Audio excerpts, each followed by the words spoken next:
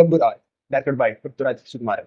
ഈ ഒരു സിനിമ ഞാനത് കണ്ടു കഴിഞ്ഞ സമയത്ത് ഞാൻ ഏറ്റവും ആദ്യം എടുത്ത് നോക്കിയത് ഓഡിയൻസ് റെസ്പോൺസ് ആണ്. അപ്പൊ ഈ ഓഡിയൻസ് റെസ്പോൺസ് എടുത്ത് നോക്കിയ സമയത്ത് കുറെ ആൾക്കാർ മോഹൻലാലിനെ കൊണ്ട് വേഷം കെട്ടിച്ച് അങ്ങനെ എന്തൊക്കെയോ പറഞ്ഞിട്ട് കുറെ സമയം ചിലപ്പോൾ മെയിൻ റിവ്യൂസിലൊക്കെ പല ആൾക്കാരും വന്നിട്ട് പലതും പറയുമായിരിക്കാം, എനിക്കറിയില്ല. പക്ഷെ ഈ ഒരു സിനിമ എങ്ങനെയുണ്ടെന്ന് ചോദിച്ചിട്ടുണ്ടെങ്കിൽ ഞാനൊരു സംഭവം പ്രതീക്ഷിച്ചിട്ടാണ് ഈ സിനിമ കാണാൻ പോയത്. അത് ഭയങ്കരമായിട്ടുള്ള കഥ ഉണ്ടെന്നോ അല്ലാന്നുണ്ടെങ്കിൽ ഭയങ്കരമായിട്ട് ട്വിസ്റ്റ് ആൻഡ് ടേൺസ് പ്രതീക്ഷിച്ചിട്ട് ഒന്നായിട്ട് ഞാൻ ഈ സിനിമക്ക് പോയത്.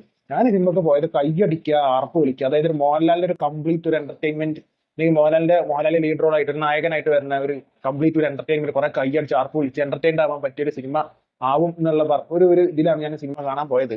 പക്ഷെ അത് ഫസ്റ്റ് ഹാഫിൽ കുറച്ചൊന്ന് മിസ്സിംഗ് ആയിരുന്നു. ഫസ്റ്റ് ഹാഫിൽ എനിക്ക് പേഴ്സണലി ചില സമയങ്ങളിൽ ബോറടിച്ചു. അതൊരിക്കലും സിനിമ മോശമായതുകൊണ്ടല്ല, പക്ഷെ ഭയങ്കര ടിപ്പിക്കൽ സാധനം ആയിട്ട് പല ഭാഗങ്ങളിലും ഒരിക്കലും ഫസ്റ്റ് ഹാഫ് ത്രൂ ഔട്ട് അങ്ങനെയല്ല. ഫസ്റ്റ് ഹാഫിൽ കുറെ സമയം ഒരു എന്താ പറയാ അങ്ങനെ അങ്ങോട്ട് വലിച്ചിട്ട് വലിയാത്തൊരു ഫീല് ഫസ്റ്റ് ഹാഫിൽ ഉണ്ടായിരുന്നു. പക്ഷെ എല്ലാ കോരും സെക്കൻഡ് ഹാഫിൽ തീർത്ത്. കാരണം ഒന്നാമത് ഫസ്റ്റ് ഹാഫിൽ നമ്മൾ ഈ കുറെ സമയം കഴിഞ്ഞിട്ടാണ് ഈ മോഹൻലാൽ വരുന്നത്. അപ്പൊ ഈ കുറെ സമയം കഴിഞ്ഞിട്ട് മോഹൻലാൽ വന്നിട്ട് പിന്നെ ഫസ്റ്റ് ഹാഫിൽ അധികം മോഹൻലാൽ ഇല്ല എന്നുള്ളൊരു സ്ഥിതിയിലാണ് ഇന്റർവെൽ വരുന്നത്. ചിലപ്പോൾ അതുകൊണ്ടാവും എനിക്കത് ഫീൽ ചെയ്തത്. പക്ഷെ അത് കഴിഞ്ഞിട്ട് പിന്നെ സെക്കൻഡ് ഹാഫിൽ കണ്ട് കടന്നു കഴിഞ്ഞിട്ടുണ്ടെന്നുണ്ടെങ്കിൽ ഒരു പോക്കാണ് പടം, ഒരു പോക്കുമാണ്. അത് ഞാൻ എന്താണ് എക്സ്പെക്ട് ചെയ്ത് പോയത് അത് എനിക്ക് കിട്ടി തുടങ്ങുന്നത് സെക്കൻഡ് ഹാഫിലാണ്. പിന്നെ എന്നിട്ട് കത്തി സത്യം പറഞ്ഞാല് വേണ്ടി തിരിച്ച് വണ്ടി ഓടിക്കുന്ന സമയത്ത് എനിക്ക് വല്ലാതെ സംസാരിക്കാൻ ഈ സൗണ്ട് ഒരു പ്രശ്നമായിരുന്നു. കാരണം അത്ര കലറി ആലോറ കൈയടിക്കുക, അതാണ് പടം. പിന്നെ പടം എന്ന് വെച്ചിട്ടുണ്ടെങ്കിൽ ഭയങ്കര ഈ പറഞ്ഞ പോലെ കുറെ പൈസ മുടക്കി കുറെ ബിഗ് ബഡ്ജറ്റ് മൂവിയാണ് എമ്പുരാൻ എന്ന് പറഞ്ഞത്. അത് ഒരൊറ്റ ഉറുപ്പ്യ ഇതിൽ ഒരൊറ്റ പൈസ ഇതിൽ പൃഥ്വിരാജ് എവിടെയും വേസ്റ്റ് ആക്കി നമുക്ക് തോന്നിയിട്ടില്ല. എസ്പെഷ്യലി മറ്റേ മോഹൻലാലിന്റെ ഇൻട്രോ കഴിഞ്ഞിട്ട് ഒരു ഹെലികോപ്റ്ററിന്റെ മുന്നിൽ ഇങ്ങനെ ചിരിഞ്ഞിങ്ങനെ നിൽക്കുന്ന സമയത്ത്, അതേപോലെ തന്നെ ഡ്രഗ്സ് കടത്തുന്ന ആൾക്കാരെ തടയണതാണ് മോഹൻലാലിന്റെ ഇൻട്രോ. അപ്പൊ അവിടെ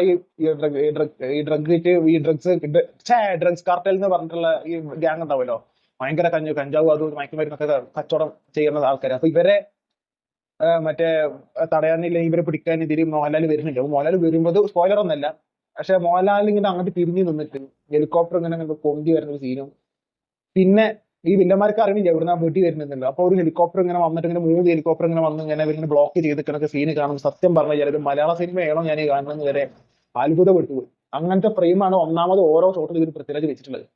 പ്രത്യേകിച്ച് ഒരു കാട്ടിന്നൊരു ഫൈറ്റ് ഇട്ട് കാട്ടിന്നൊരു ഫൈറ്റ് എന്ന് വെച്ചിട്ടുണ്ടെങ്കിൽ അവിടെയാണ് ഈ കടവുള്ള പോലെ എന്നുള്ള പാട്ടൊക്കെ വരുന്നത്. ആ പാട്ട് വരലും മറ്റേ മോഹൻലാലിന്റെ കുറച്ച് ആക്ഷൻ ഉണ്ട് ആ സമയത്ത്, മനസ്സിലായില്ല. മോഹൻലാലിന്റെ ഇതിൽ എനിക്ക് ഏറ്റവും ഇഷ്ടപ്പെട്ട ആക്ഷൻ സീക്വൻസ് അതാണ്. ആ കാട്ടിലുള്ള ഒരു ഫൈറ്റ് സീക്വൻസ് ഗംഭീര സാധനം, ഒരു രക്ഷയൊക്കെ. ആ സമയത്തുള്ള ചിറലിലാണ് ഇതിന്റെ സൗണ്ട് തന്നെ പണിയായത്. അപ്പൊ അങ്ങനത്തെ ഒരു പടമാണ്. അതായത് ലൂസിഫറിന്റെ അത്ര ഉണ്ടോ ചോദിച്ചു കഴിഞ്ഞിട്ടുണ്ടെങ്കിൽ ലൂസിഫറിനെക്കാളും കൈയടിക്കാൻ ഈ സിനിമയിലുണ്ട്. അതുകൊണ്ട് തന്നെ നിങ്ങൾക്ക് ഈ സിനിമ ഇഷ്ടപ്പെടണമെന്നുണ്ടെങ്കിൽ ഡെഫിനറ്റ് ആയിട്ട് നിങ്ങൾ തിയേറ്ററിൽ പോയിട്ട് കാണണം.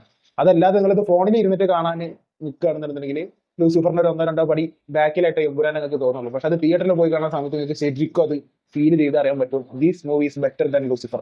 കാരണം ലൂസിഫറിൽ പറയുമ്പോൾ നമുക്ക് കുറെ ഓർത്ത് വെക്കാൻ പറ്റിയ ഡയലോഗുകൾ ലൂസിഫറിലുണ്ട്, പക്ഷെ അത് എമ്പുരാനില്ല.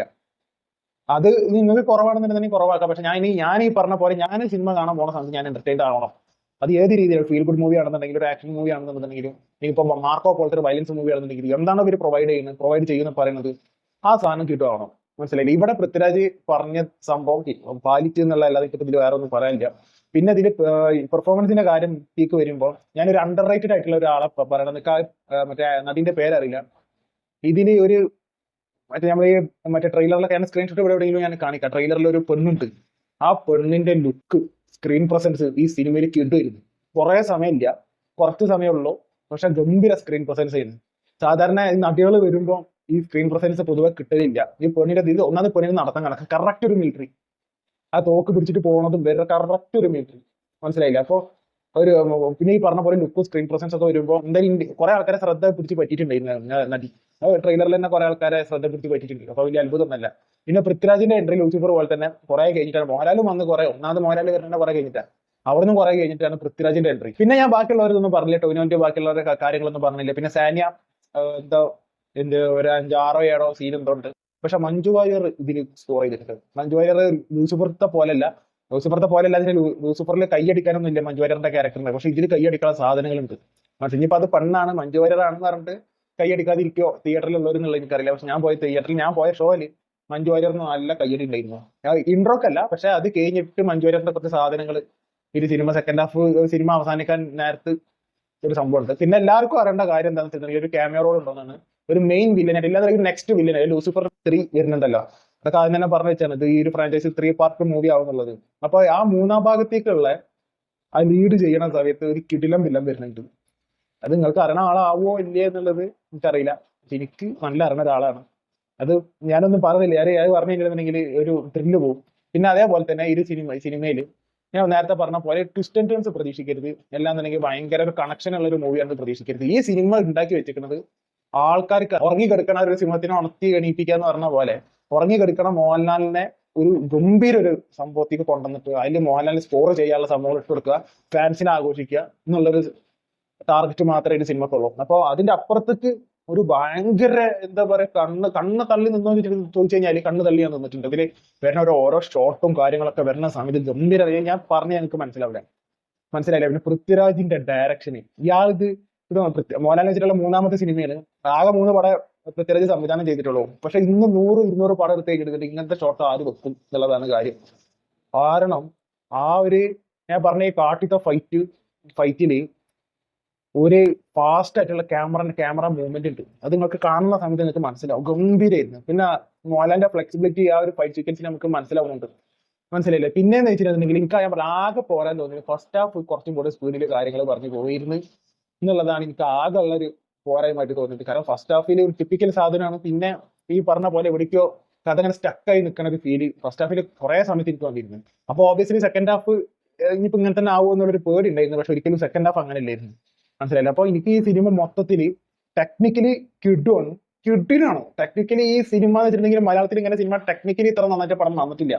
പിന്നെന്ന് വെച്ച് കഴിഞ്ഞിട്ടുണ്ടെങ്കിൽ ഇതൊരു മൾട്ടി സ്റ്റാർ മൂവി ആണെന്ന് ചോദിച്ചു കഴിഞ്ഞിട്ടുണ്ടെങ്കിൽ യെസ്, ബട്ട് മോഹൻലാൽ മൂവി തന്നെയാണ്. ഇനിയിപ്പോ ഇത് സിനിമ വിജയിക്കുന്നത് മറ്റേ ബാക്കിയുള്ളവരുള്ളതുകൊണ്ടാണെന്ന് പറഞ്ഞു തരണ്ട. അത് ആണ് എല്ലാന്ന് പറഞ്ഞില്ല. പക്ഷെ മോഹൻലാലിനെ കാണാനായിട്ടാണ് കൂടുതൽ ആൾക്കാർ ഈ സിനിമക്ക് ഒരു 95% ആൾക്കാർ കയറുന്നത്. അപ്പൊ ഈ പറഞ്ഞ പോലെ മോഹൻലാൽ ഇതിൽ ഗംഭീരാക്കിയിട്ടുണ്ട്. പൃഥ്വിരാജ് ഗംഭീരാണ്. പക്ഷെ ടൊവിനോന്റെ ക്യാരക്ടർ നിങ്ങൾ കണ്ടു മനസ്സിലാക്കിയാൽ മതി, ഞാൻ പറഞ്ഞില്ല. മഞ്ജു വാര്യർ കിഡു ആക്ടിങ് ആയിരുന്നു. പിന്നെ ഞാൻ ഈ പറഞ്ഞ പോലെ ഒരു പെണ്ണുണ്ട്, ഒരു പട്ടാളപ്പെണ്ണുണ്ട് ഇതില്. ആ 31 ഭയങ്കര സ്ക്രീൻ പ്രസൻസും ഭയങ്കര ലുക്കും മറ്റേ ഭയങ്കര ആക്ടിങ് ഇമോഷണലി അഭിനയിച്ച് മറിക്കാനുള്ളതില്ല. പക്ഷെ ആ ഒരു ക്യാരക്ടറിനോട് നീതി പുലർത്തിയിട്ടുണ്ട് 100%. അപ്പൊ അങ്ങനെ മൊത്തത്തിൽ ഈ ഒരു സിനിമ എന്ന് വെച്ച് കഴിഞ്ഞിട്ടുണ്ടെങ്കിൽ ഒരു കിടിലം പടമാണ്. പക്ഷെ അത് ലൂസിഫറിനായിട്ട് താരതമ്യം ചെയ്യുമ്പോൾ ലൂസിഫറിൽ നമുക്ക് ഓർത്ത് വെക്കാൻ കുറെ സംഭവങ്ങൾ ഉണ്ടായിരുന്നു, കുറച്ച് ഡയലോഗുകൾ ഉണ്ടായിരുന്നു. അതൊന്നും എമ്പുരാനിൽ നിങ്ങൾ എക്സ്പെക്ട് ചെയ്യണ്ട. അതെ, പക്ഷെ എനിക്ക് തോന്നുന്നത് ലൂസിഫറിനേക്കാളും ഇറ്റ്സ് സോ ഫാർ ബെറ്റർ. മനസ്സിലായില്ല? എമ്പുരാനും ലൂസിഫറിനേക്കാളും കുറെ ബെറ്റർ ആയിട്ടാണ് എനിക്ക് തോന്നിയത്. കാരണം ഓർത്ത് വെക്കാൻ ഒരു ഡയലോഗ് ഇല്ല എന്നുള്ളൂ. ലൂസിഫറിനെ വെച്ച് നോക്കുമ്പോൾ ലൂസിഫറിനേക്കാളും മറ്റേ എന്താ പറയാ കൈയടിക്കാൻ എമ്പുരാനുണ്ട്. ലൂസിഫറിനേക്കാളും മറ്റേ ഇതിൽ പാട്ടുകൾ എന്ന് വെച്ചിട്ടുണ്ടെങ്കിൽ പാട്ടുകൾ ഒരു ഇമ്പാക്ട് എമ്പുരാനിൽ കൂടുതലാണ്.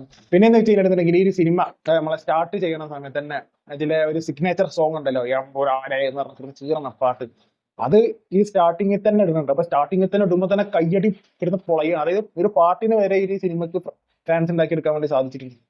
അപ്പൊ ഇത്രയും വലിയൊരു പടം നല്ലൊരു മൂവിയാണ് ഇത്.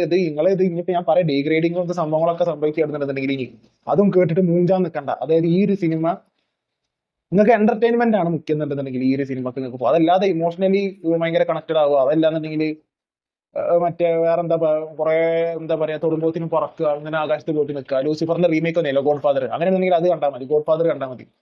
പക്ഷെ നിങ്ങൾക്ക് എന്റർടൈൻമെന്റ് ആണ്, നിങ്ങൾക്ക് സാറ്റിസ്ഫൈഡ് ആയിട്ട് തിയേറ്ററിൽ നിന്ന് ഇറങ്ങി വരണം എന്നാണെന്നുണ്ടെങ്കിൽ ഡെഫിനറ്റ്ലി എമ്പുരാൻ എന്ന് പറഞ്ഞ സിനിമ നിങ്ങൾക്ക് കാണാൻ പറ്റും എന്നുള്ളതാണ് എനിക്ക് തോന്നുന്നത്. അപ്പൊ നിങ്ങൾ സിനിമ കണ്ടിട്ടുള്ള ആൾക്കാരാണെന്നുണ്ടെങ്കിൽ താഴെ കമന്റ് ബോക്സിൽ അഭിപ്രായം പങ്കുവെക്കുക.